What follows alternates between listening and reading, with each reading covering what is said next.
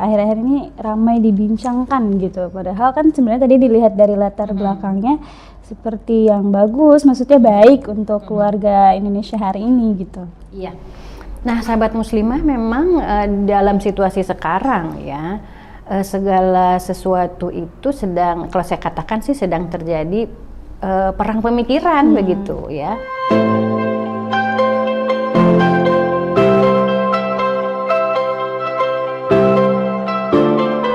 Assalamualaikum warahmatullahi wabarakatuh. Sahabat muslimah, kembali lagi bersama saya Fadilah di program Q&A bersama Ustazah Ratu Erma Rahmayanti. Assalamualaikum Ustazah. Waalaikumsalam warahmatullahi wabarakatuh. Ustazah, gimana kabarnya, sehat? Alhamdulillah, insya Allah baik. Semoga sahabat muslimah juga semua baik. Iya, alhamdulillahirrahmanirrahim.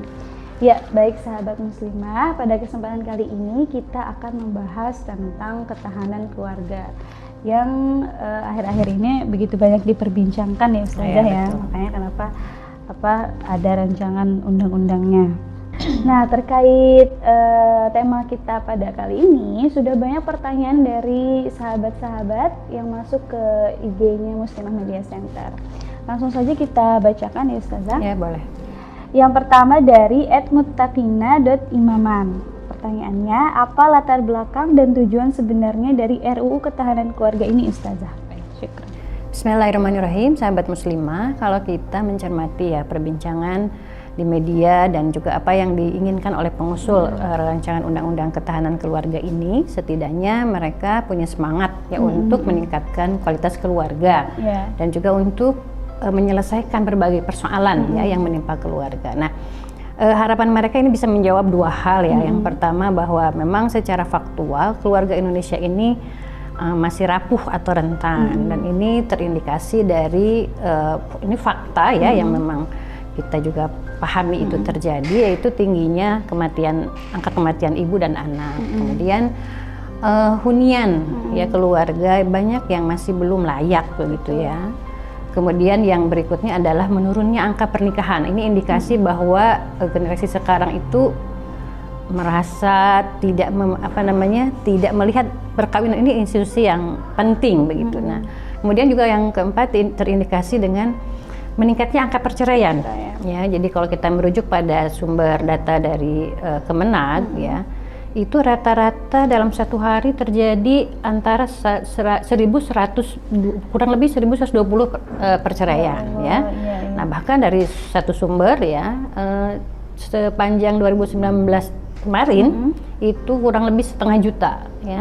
Ya, itu yang terdaftar ya, belum kemudian yang tidak terdaftar gitu. Kemudian yang lainnya adalah karena fakta anak-anak yang malnutrition ya, atau ya kasus stunting, kekurangan gizi dan lain-lain. Nah, kemudian anak-anak yang terpapar oleh narkotika, pergaulan bebas gitu. Nah, dari setidaknya ya dari fakta tersebut itu disimpulkan bahwa ini keluarga masih belum punya ketahanan ya, rapuh. Nah, kemudian aspek kedua ya, pengusul ini melihat bahwa belum ada undang-undang yang menyeluruh khusus tentang ketahanan keluarga. Jadi masih tersebar gitu di undang-undang lain yang sudah ada sebelumnya, semisal undang-undang PKDRT, kemudian pelindungan anak, kewarganegaraan, kesejahteraan sosial dan lain-lain yang menurut mereka ini perlu untuk diramu lah ya. Diramu dan khusus dan melihat dari sudut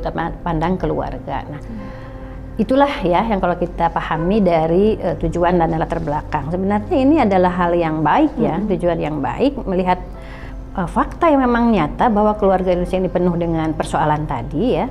Kemudian ingin diselesaikan gitu dengan pendekatan aturan ya secara sistemis agar pertahanan keluarga itu terbentuk begitu ya.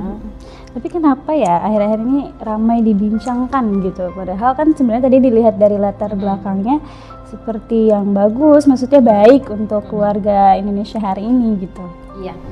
Nah, sahabat muslimah, memang dalam situasi sekarang ya segala sesuatu itu sedang, kalau saya katakan sih sedang terjadi perang pemikiran begitu ya.